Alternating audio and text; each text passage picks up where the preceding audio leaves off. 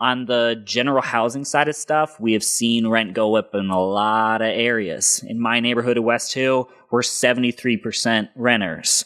Right. And we see large swaths, whole blocks in the neighborhood be bought out by out-of-state slumlords and management companies, and then just let the properties become derelict. Yeah, exactly. And that has real impact on the quality of life and neighbor connections and the value of the community. Yeah, absolutely. So I think we need restrictions on who is able, large corporations coming in and trying to buy up our blocks.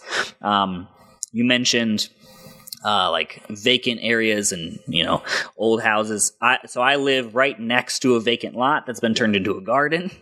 I live 2 houses down from a house that's been, left abandoned for about a decade now. Somebody bought it up and is fixing it up, right? Some of these things are what we want to see in our neighborhoods. Some of it isn't, right? I think we need to take a neighborhood by neighborhood approach and see what do neighbors actually want in this space. Do they want a community garden? Do they want a neighbor next door? Can we get more affordable housing?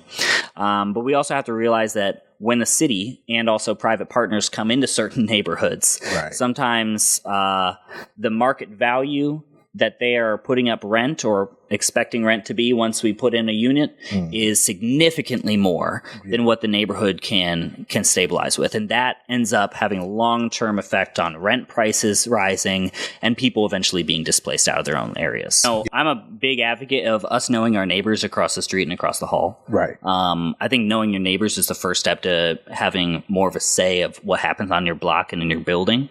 But there are also groups, small tenant groups that are popping up around. Some of them are organizing with Freedom Block, others with housing services and legal aid. But I think forming tenant unions in buildings and in neighborhoods that are high renter populations is a way for renters and tenants to be able to take a little bit more of a say in what happens, to be able to combat rent hikes and big eviction numbers in your area.